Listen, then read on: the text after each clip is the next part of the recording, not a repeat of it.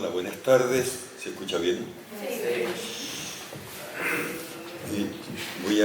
Pido disculpas, pero tengo que mantener mi teléfono abierto porque se está grabando el pasapalabra y si hay algunas dudas de pronto me hacen la consulta. ¿Vale? Tenemos un público extendido, por cierto. Entonces tengo que responder, así que excúsenme.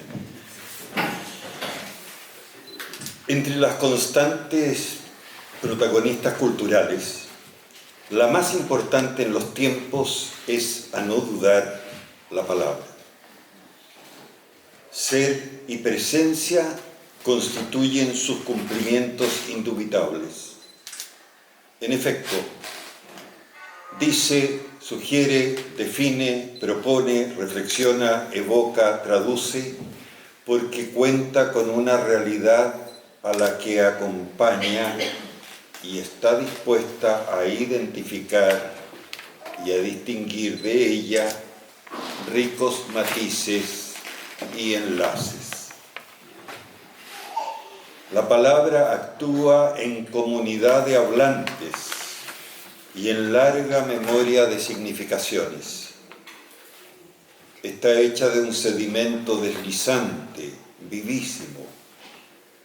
Los tiempos alcanzan fisonomía en sus desplantes de mensajes, de convivio y de creatividad. La palabra es inconcebible sin el silencio que la circunda y quedaría inhabilitada si no fuera compartida.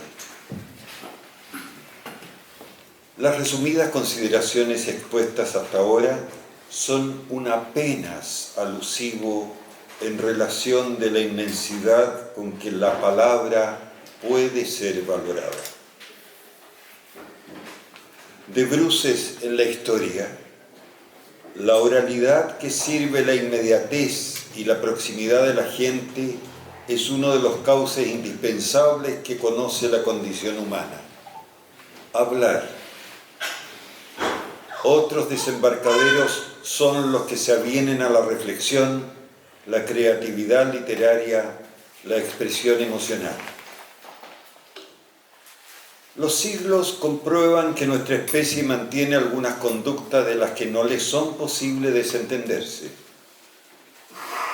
La disconformidad respecto del presente, la insatisfacción consigo y con los otros, el deseo de influir en el curso de la pequeña historia.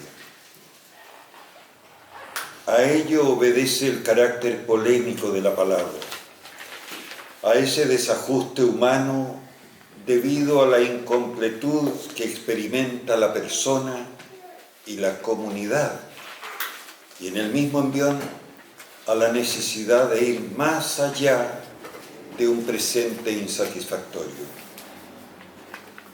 Ahora, un grupo de poetas chilenos de los 90 sale al camino. Su equipaje, una revista que no por casualidad se intitula Nueva Polémica.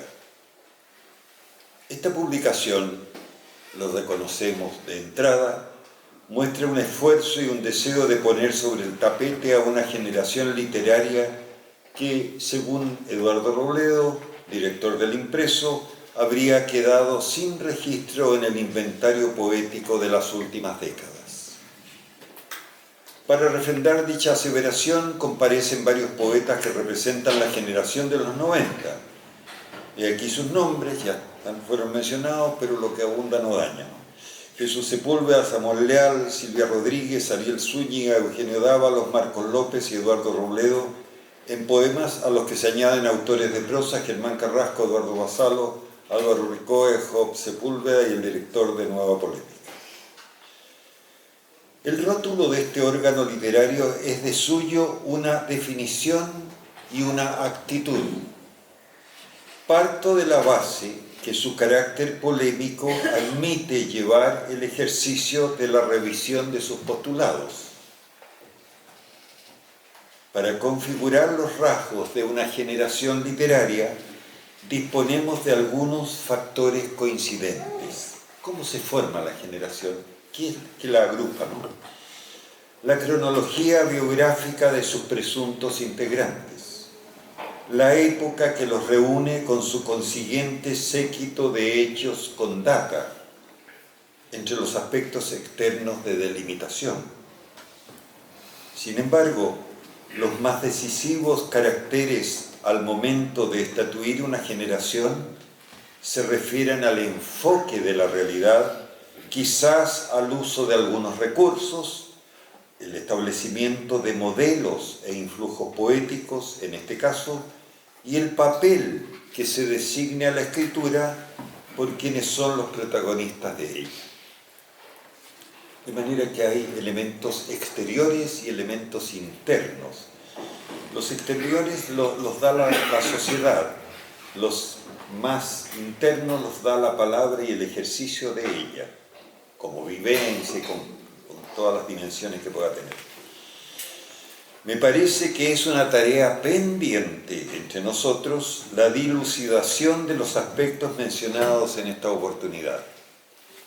En otras palabras, yo sostengo que no demos por hecho lo que con tanto entusiasmo proclama Eduardo, y con muchas razones, pero creo que eso tiene que depurarse. Yo creo que ha puesto en el tapete algo y lo ha echado a caminar. Entonces nos toca a los demás colaborar en esta dilucidación. Sería requerir muchísimo de la paciencia de los auditores someter a examen los textos de cada poeta. De cualquier forma, tales consideraciones pertenecen mucho más a la historia de la literatura y a la estilística que a la aventura de leer con interés y complacencia. Con todo, digo que los textos alcanzan en sí mismos su potencia expresiva y provocadora, pues no la deben a la asignación clasificatoria que quisiéramos endilgarles. El texto vale no porque pertenezca a tal o cual generación, sino porque es capaz de decir y nosotros de reaccionar. Y eso se mantiene en el tiempo. Eso es.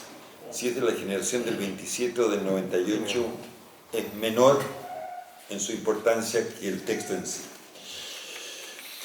Las observaciones que me depara la lectura de estos poetas especialmente pueden sintetizarse en algunos rasgos. El primero, la tonalidad confidente de los textos cuando explayan los registros de la voz interna que da cuenta de un mundo inamistoso.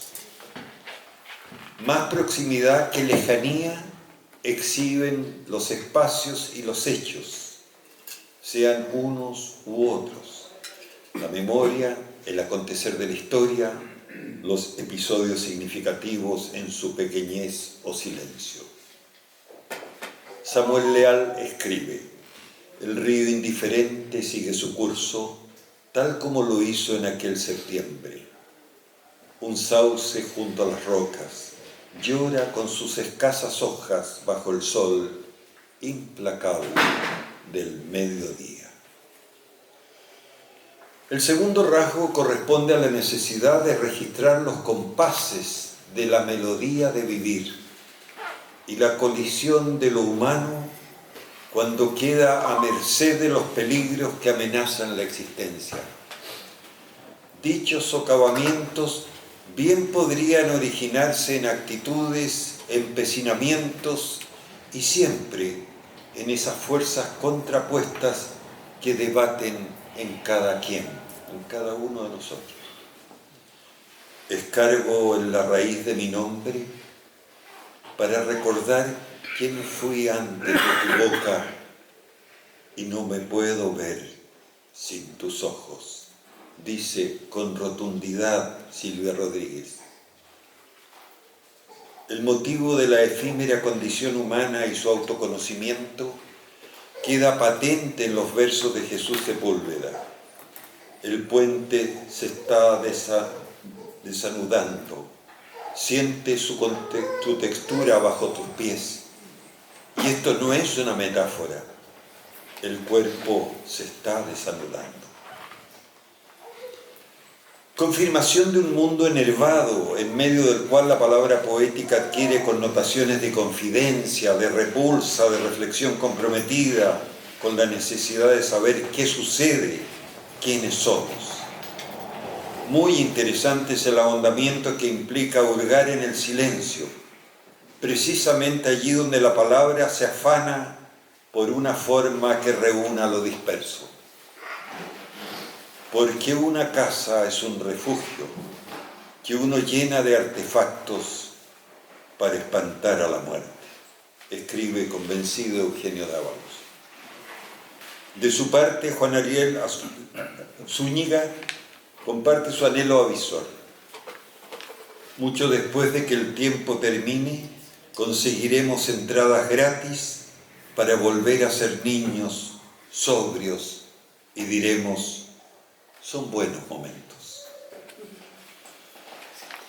Al fin, el requerimiento mayor de una generación literaria no es la cronología ni el acontecer histórico en sí mismos, que parecerían establecer un nuevo hito cultural, sino la capacidad de generar, de abrir cauces, de espantar el tedio que deja la desabrida autocomplacencia.